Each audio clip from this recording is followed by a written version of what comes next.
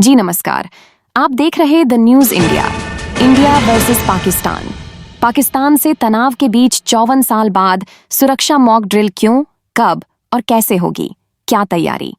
पाकिस्तान से जारी तनाव के बीच केंद्र सरकार ने कई राज्यों से बुधवार 7 मई को सुरक्षा मॉक ड्रिल करने को कहा है। इसका मकसद है कि 22 अप्रैल को पहलगाम आतंकी हमले के बाद भारत और पाकिस्तान के तनाव के बीच नापाक हमले की स्थिति में प्रभावी नागरिक सुरक्षा की जा सके। केंद्र के आदेश का समय महत्वपूर्ण है। पिछली बार ऐसी ड्रिल 1971 में आयोजित की गई थी, जिस साल भारत और पाकिस्तान के बीच 2 मोर्चों पर युद्ध हुआ था।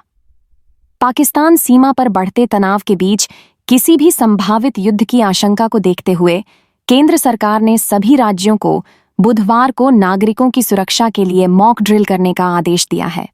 गृह मंत्रालय के तहत नागरिक सुरक्षा के अतिरिक्त महानिदेशक बी संदीप कृष्ण ने सभी राज्यों व केंद्र शासित प्रदेशों के मुख्य सचिवों को पत्र लिखकर सुरक्षा के लिहाज से महत्वपूर्ण देश के 244 सीमावर्ती और तटीय जिलों में नागरिक सुरक्षा अभ्यास करने का निर्देश दिया है। सबसे पहले जानते हैं क्या है मामला। पाकिस्तान सीमा पर बढ़ते तनाव के बीच किसी भी संभावित युद्ध की आशंका को देखते हुए केंद्र सरकार ने सभी राज्यों को बुधवार को नागरिकों की सुरक्षा के लिए मॉक ड्रिल करने का आदेश दिया है। गृह मंत्रालय के तहत नागरिक सुरक्षा के अतिरिक्त महानिदेशक बी संदीप कृष्ण ने सभी राज्यों व केंद्र शासित प्रदेशों के मुख्य सचिवों को पत्र लिखकर सुरक्षा के लिहाज से महत्वपूर्ण देश के 244 सीमावर्ती और तटीय जिलों में नागरिक सुरक्षा अभ्यास करने का निर्देश दिया है। कब और क्यों लिखा गया पत्र? संदीप कृष्ण ने मॉक ड्रिल के लिए पहली चिट्ठी 2 मई को लिखी थी और दूसरी सोमवार को भेजी। पत्र में कहा गया है कि सुरक्षा अभ्यास के तहत किसी भी हवाई आक्रमण की स्थिति में चेतावनी सायरन प्रणाली के सही संचालन को परखा जाएगा। साथ ही किसी भी आक्रमण की स्थिति में आम लोगों, छात्रों को खुद को बचाने और अन्य नागरिक सुरक्षा पहलुओं का प्रशिक्षण दिया जाएगा। मॉक ड्रिल में अचानक बिजली गुल यानी ब्लैकआउट करने का अभ्यास भी होगा। मॉक ड्रिल में और क्या-क्या होगा? निर्देशों के मुताबिक अभ्यास के तहत अहम प्रतिष्ठानों की सुरक्षा सुनिश्चित करने के लिए उनकी पहचान छिपाने का बंदोबस्त किया जाए। ऐसा इसलिए किया जाता है ताकि दुश्मन के विमान महत्वपूर्ण फैक्ट्रियों, प्रतिष्ठानों को दूर से ही निशाना न बना सकें। किसी भी युद्ध में दुश्मन की सेना ऐसे प्रतिष्ठानों को ही सबसे पहले निशाना बनाती है ताकि अर्थव्यवस्था की कमर तोड़ी जा सके। इसके अलावा केंद्र सरकार ने हमले की स्थिति में आम लोगों की सुरक्षित निकासी की योजना बनाने और उनका बार-बार पूर्वाभ्यास करने के लिए कहा है। लोग क्या-क्या तैयारियां रखें? मॉक ड्रिल को लेकर गृह मंत्रालय में आज अहम बैठक हुई। इसमें देश भर में 244 नागरिक सुरक्षा प्रतिष्ठानों की स्थिति की समीक्षा की गई। समीक्षा इस बात पर केंद्रित है कि मौजूदा उपकरण काम कर रहे हैं या उनकी मरम्मत की आवश्यकता है। बैठक में यह भी देखा गया कि आपातकालीन हालात में नागरिकों को कैसे प्रशिक्षित किया जाए। इस दौरान हवाई हमले के सायरन के प्रति जनता की प्रतिक्रिया, ब्लैकआउट के दौरान की जाने वाली कार्रवाई और आवश्यक आपूर्ति की तैयारियों पर भी बात की गई।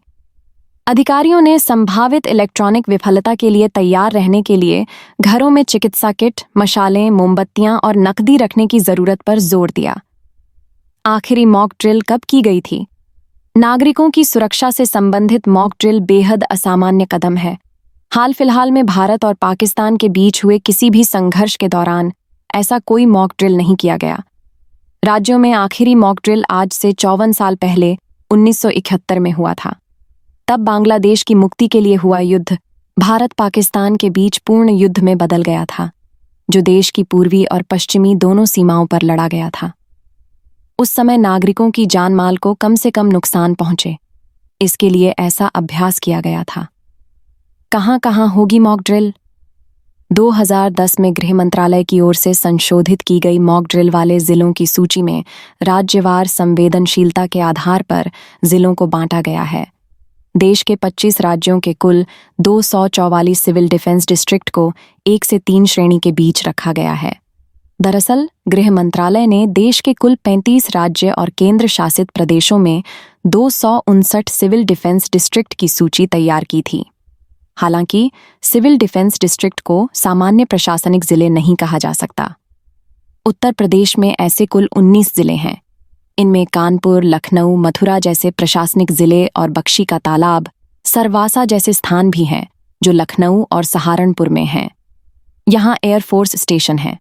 वायुसेना के साथ हॉटलाइन संपर्क बनाए रखने के निर्देश नागरिक सुरक्षा अभ्यास नियम 1968 के तहत जारी निर्देश में वायुसेना के साथ हॉटलाइन और रेडियो संपर्क सुचारू बनाने, वार्डन सेवा, अग्निशमन, बचाव अभियान, डिपो प्रबंधन के संचालन को परखने के लिए भी कहा गया है। इसके अलावा इन सभी जिलों में नियंत्रण कक्ष और छद्म नियंत्रण कक्षों की व्यवस्था करने के भी निर्देश दिए गए हैं। पीएम मोदी को रक्षा सचिव ने दी तैयारियों की जानकारी, पाकिस्तान के खिलाफ जवाबी कार्रवाई की। चल रही तैयारियों के बीच रक्षा सचिव राजेश कुमार सिंह ने सोमवार को प्रधानमंत्री नरेंद्र मोदी से मुलाकात की। बताया जा रहा है कि सिंह ने पीएम मोदी को सुरक्षा तैयारियों की पूरी जानकारी दी है।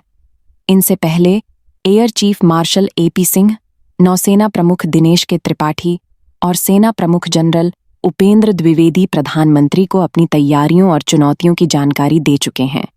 पीएम की लगातार बैठकों को पाकिस्तान के खिलाफ जल्द ही सैन्य कार्रवाई किए जाने के संकेत के रूप में देखा जा रहा है। डोभाल व गृह सचिव से भी मंत्रणा। पीएम मोदी ने नॉर्थ ब्लॉक स्थित प्रधानमंत्री कार्यालय पीएमओ में भी कई अहम बैठकें कीं। शाम 5 बजे के बाद राष्ट्रीय सुरक्षा सलाहकार अजीत डोभाल पीएमओ पहुंचे। डोभाल से बैठक खत्म होने के कुछ देर बाद गृह सचिव गोविंद मोहन भी पीएम से मिले। पहलगाम हमले के बाद फिर पटरी से उतरे भारत पाक संबंध गृह मंत्रालय ने यह निर्देश ऐसे समय में दिए हैं जब दक्षिण कश्मीर के पहलगाम में आतंकी हमले के बाद से भारत और पाकिस्तान के बीच तनाव बढ़ा हुआ है और भारत पाकिस्तान के खिलाफ जवाबी कार्रवाई के लिए विकल्पों पर विचार कर रहा है। इस आतंकी हमले में 26 लोगों की बर्बर तरीके से हत्या कर दी गई थी। इनमें अधिकांश पर्यटक शामिल थे।